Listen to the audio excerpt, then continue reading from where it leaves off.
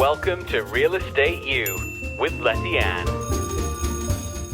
And here we are, Jason Hartman. Jason, it's been about 4 months since we last spoke, just before the pandemic. And at that time, you were telling me that debt was your new favorite four-letter word. And then we talked about you told us about some market predictions. And here we are. Tell us about how those predictions went and what can we expect in the latter part of 2020.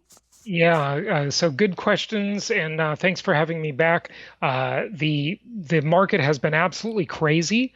The real estate market is just booming, contrary to probably what anybody thought, in the sense that the movement, the mass migration that's happening, is overshadowing really any concerns in the economy. Now, when I say the market is great, I don't mean all markets. As you know, I like to divide markets into three major types: linear, cyclical, and hybrid markets.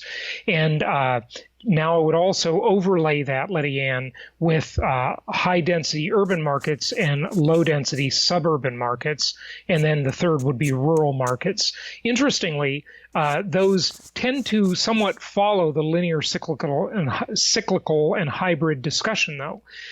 So we are seeing people leave high-density cities in favor of suburban markets, and we are really seeing a mass migration occur.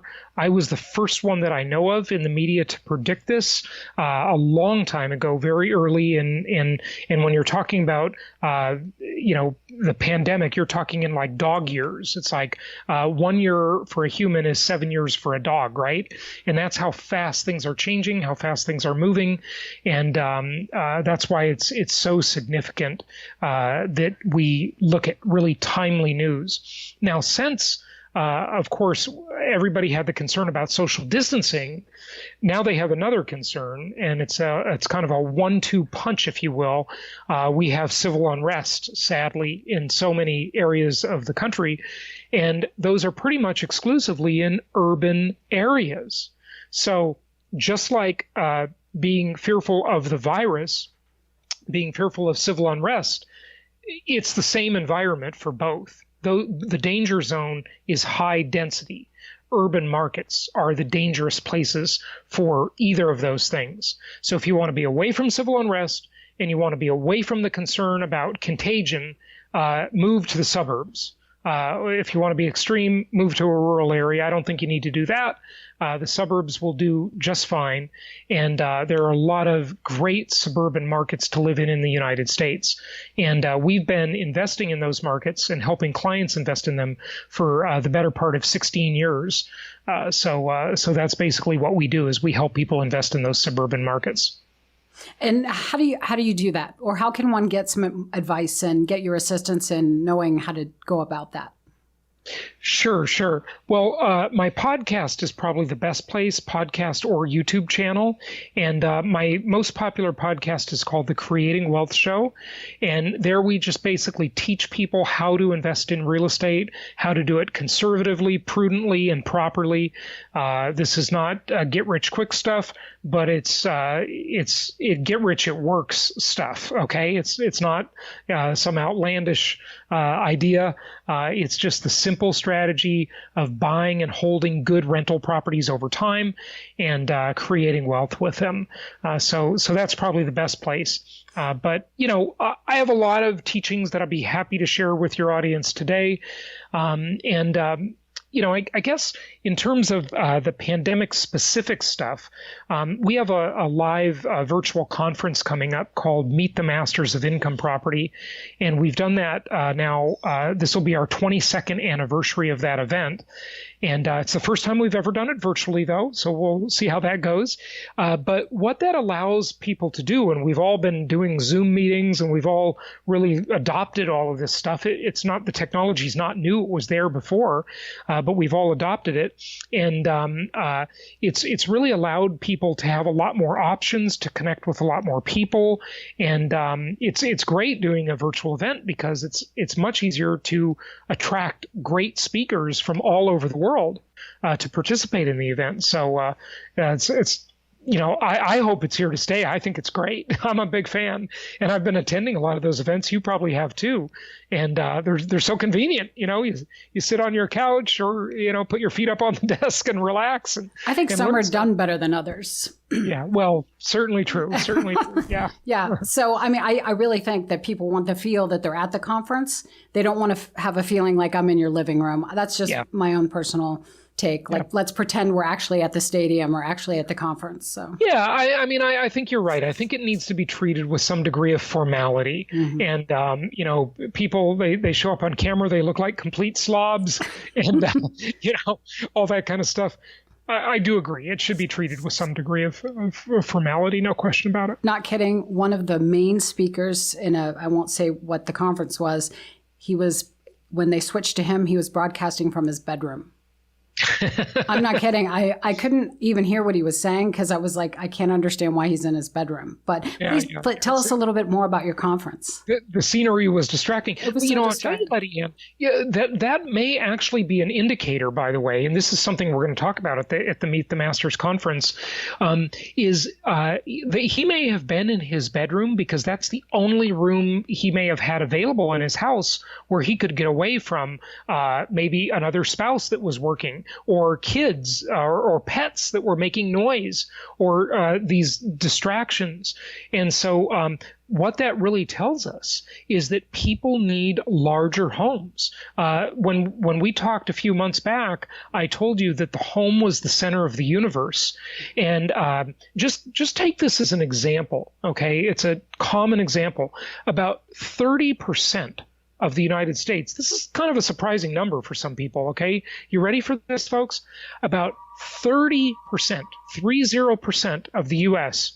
is people living together, common living, platonic relationships. In other words, roommates, okay? Roommates. So picture this example. You've got a couple of roommates that are maybe young or middle-aged professionals, and before the pandemic, before COVID-19, their life was like this. They worked, a lot at their corporate jobs. They were out at the office. They were out in the field doing whatever they do. They came home. Maybe they changed their clothes, and then they went out for a social thing, right? Or maybe they went to a lecture or a play or something, or a movie, right? And then they came home and went to sleep, got up in the morning, went to work. These roommates hardly ever saw each other, okay? And it was maybe like, oh, leave a check on the counter for your half of the rent, right? But now they're at home, okay? And that 2-bedroom house that they lived in, or 2-bedroom condo or whatever, no longer works, because now they're each saying to each other, hey, I need a home office. And then the other one says, well, so do I.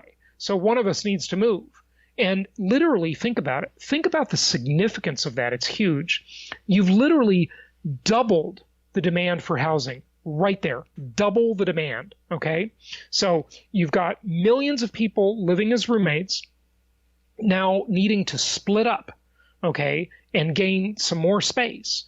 And they don't need to live in a big, expensive city anymore. I have a few friends, and I'm sure you probably do too, that live in New York City, okay? Ground zero for the pandemic. And their typical story is they're paying like $3,800 to $4,200 a month in rent for, you ready for this? A 600 square foot condo or apartment. My brother lives on the Upper West Side. Yes, I get it. It's crazy. That's absurd. Right. I don't know why people do that. It's just nuts. It's New York. New York is over. It's a nice place to visit, but I wouldn't want to live there, even before all this. Anyway, so you've got these two young professionals. They need more space, or now someone, just a solo person living alone needs more space. They can't go to a gym anymore. Okay. They can't go to an office anymore, and they're not going out to socialize. Everything's locked down. And even all the desirable things that the city, and whatever city, doesn't have to be New York, it could be any big city. Any big city, why do people want to live there? Well, high-paying jobs, proximity to work, okay? Restaurants, shopping, entertainment, Okay, that's why people live in cities. Otherwise, why bother? It's not worth it. And now all of that is gone. Now, I'm not saying it will never come back. It will come back someday. But this is going to be a much longer slog than any of us thought. And even when there is a vaccine, even after that, people will have, well, what I predicted last time we talked, is they will have a form of PTSD, post-traumatic stress disorder.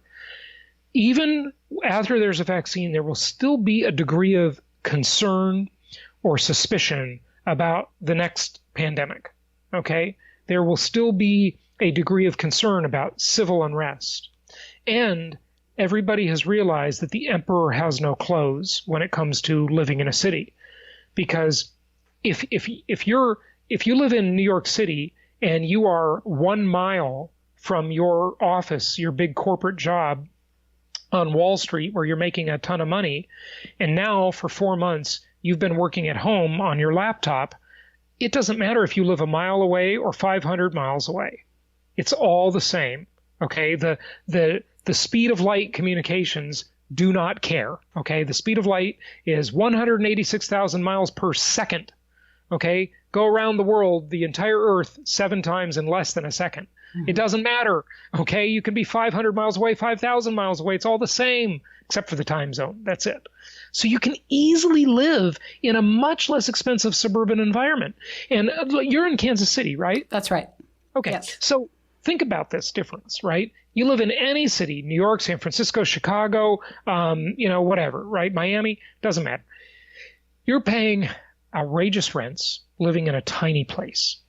Now you can move to a suburban environment and you can get a house that's 3 times the size with a 2-car garage in a nice suburban neighborhood for 1/3 the price. Do you think people's ego will get in? Some people, their ego might get in the way, or they want to stay near the ocean or something like that. But I get your point. There's lots of suburban markets near the ocean that aren't that expensive. Mm-hmm. It doesn't have to be where I'm from. I mean, I live in Palm Beach, Florida now, but I grew up in Los Angeles and lived just south of it in Orange County, Newport Beach area as an adult. Okay, and that's a very high-priced place to live. Okay, but you could live near the ocean, but where I live near the ocean, I mean, there's lots of places in Florida near the ocean that aren't that expensive. Okay, in North Carolina, these places aren't expensive.